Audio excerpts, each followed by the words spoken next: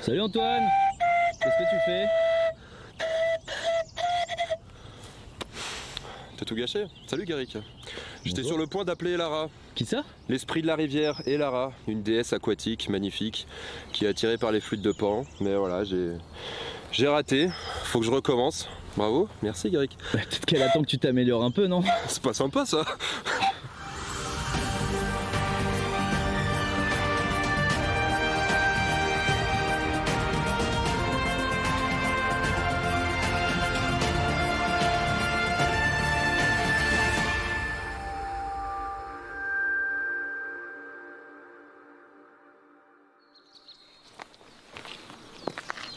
Bon bah tu vois, c'est cette rivière là, au bout de mon doigt.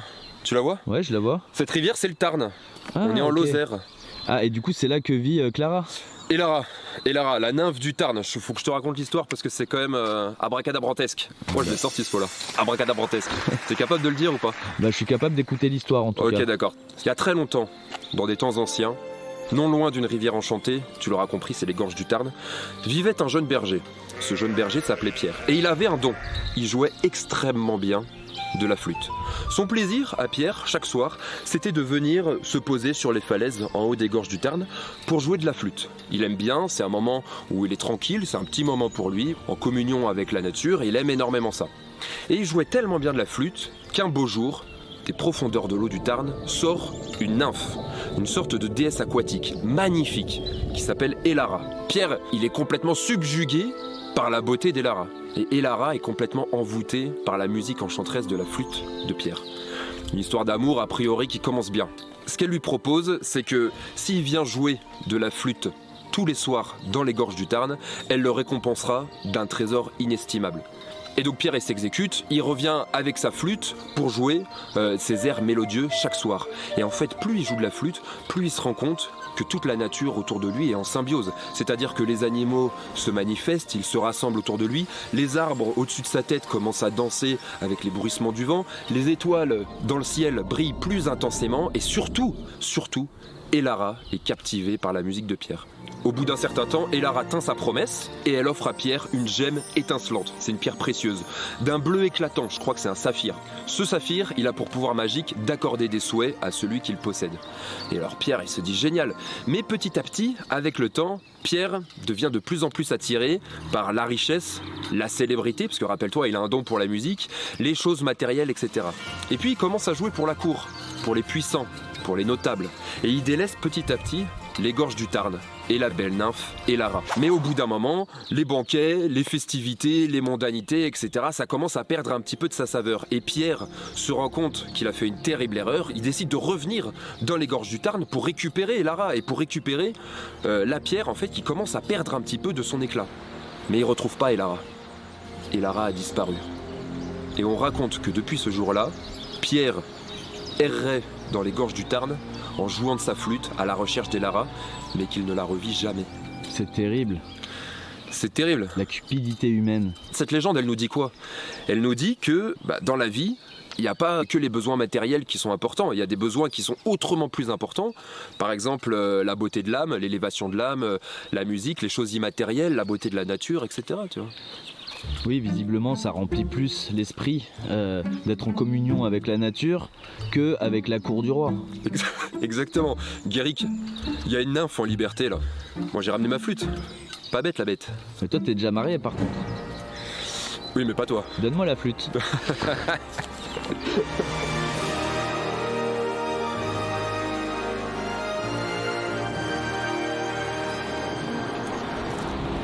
Bon, on est à Saint-Énimie, Guéric. J'allais quand même pas passer dans les gorges du Tarn sans voir ce village emblématique. C'est un village pittoresque. Il est même classé parmi les plus beaux villages de France.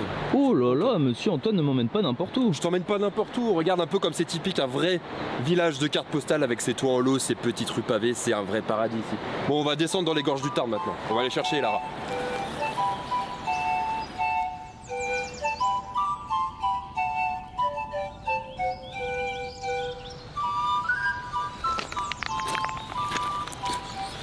Bon, tu me connais, je suis plein de ressources. J'ai prévu 2 paddles. Ouvre bien les yeux, Guéric, parce que le Tarn, c'est une rivière qui regorge de merveilles, autant au niveau de la flore que de la faune. Je t'assure que Elara, on risquerait bien de la croiser.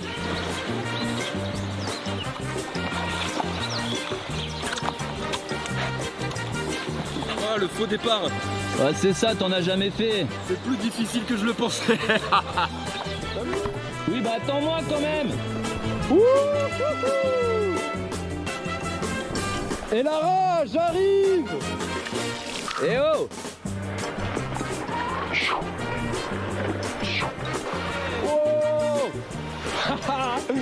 Wow.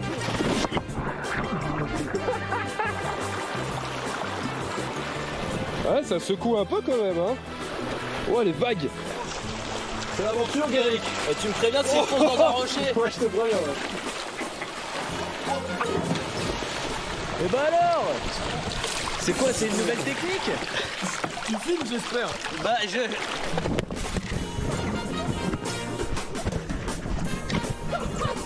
Et gros, j'ai perdu ma pagaie. J'attrape ma pagaie. Ok, un peu chaotique cet endroit. Non mais attends, c'est là où il y a le plus d'eau. Ah, c'était très gracieux.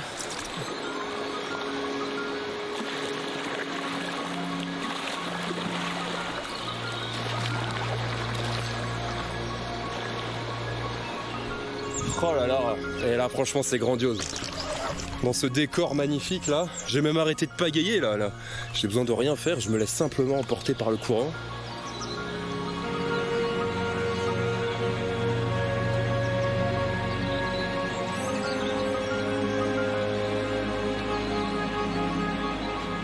Bon bah ça va, finalement le paddle c'est plus simple que je le pensais, ça ressemble à ces grosses planches de surf très larges et en fait bah c'est quand même assez stable.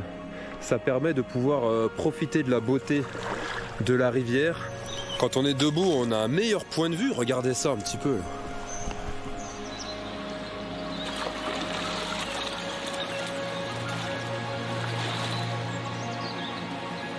Ça c'est le gros avantage du paddle, c'est que dès que t'es fatigué en fait, bah tu t'allonges.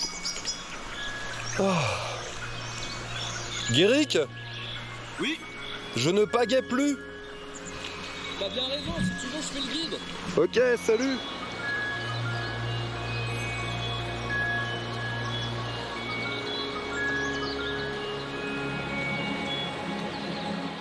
Oh, je profite du cadre exceptionnel là pour faire une petite pause.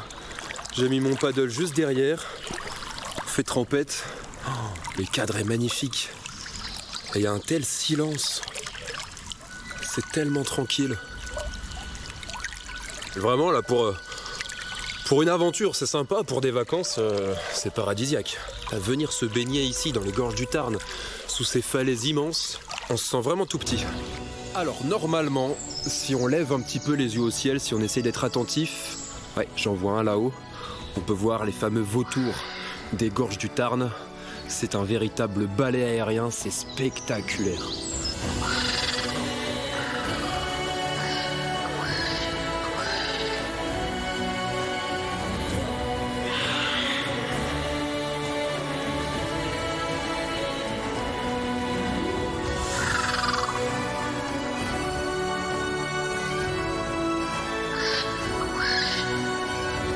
Alors là, il y en a facilement une dizaine qui sont en train de tourner en rond comme dans les films.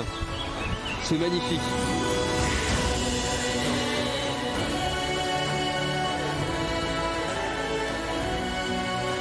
Ils étaient largement présents dans les gorges du Tarn jusqu'au 19e siècle et puis d'un coup, leur population a commencé à diminuer. Alors il y a plusieurs causes à ça. La première, c'est la chasse et le braconnage. À l'époque, c'était légal de chasser les vautours. Maintenant, c'est strictement interdit. C'est devenu une espèce protégée. La deuxième raison, c'était l'équarrissage. C'est le fait d'emmener les cadavres de brebis dans des endroits protégés justement pour les traiter. Avant, on laissait les cadavres à l'air libre et les vautours s'en nourrissaient. On les a privés de leur nourriture et du coup, leur population a commencé à diminuer. Oh, magnifique. Des vautours fauves, là, il y en a un qui est perché là, dans un nichoir. Là, je distingue son nid. Ça a l'air immense comme oiseau. Dans les gorges du Tarn, tu vas pouvoir observer deux types de vautours. Il y a deux grandes familles. Il y a les vautours fauves qui ont justement une couleur fauve d'Afrique, un petit peu comme les lions, les lionnes, etc. De son envergure, c'est-à-dire d'un bout de son aile à l'autre, c'est entre 2,40 m à 2,70 m. C'est immense. on dit qu'il est tireur-fouilleur, c'est-à-dire qu'il se nourrit principalement de tissus mous, comme des muscles ou des viscères. Et le deuxième, c'est les vautours moines.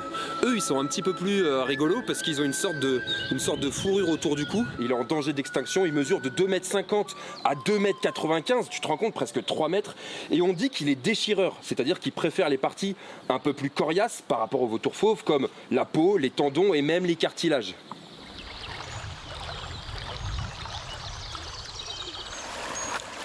Bon. Toujours pas de nouvelles d'Elara. Elara? Moi je suis sûr qu'elle nous observe là. Faudrait peut-être que je ressorte la flûte. Ouais, des rapides, je me concentre.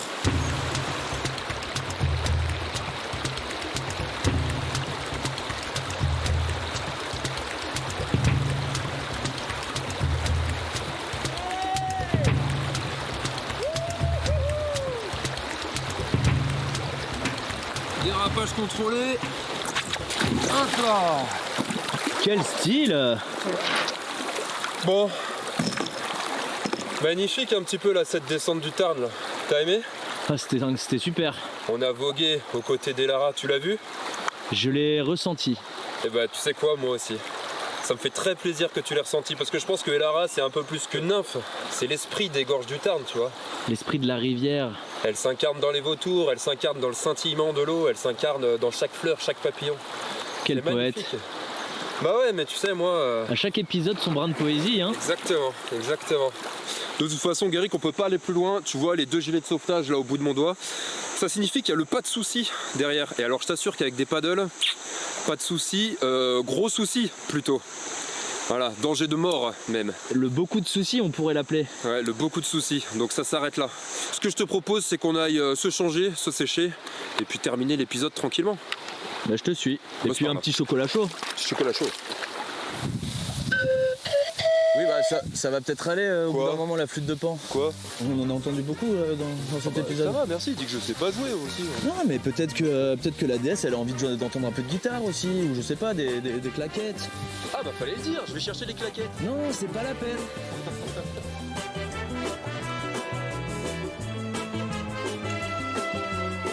Oh là là, mais il est pas drôle, Guéric. Oui, bah ça va, j'arrive. Oh là là. Comment on éteint ce truc là?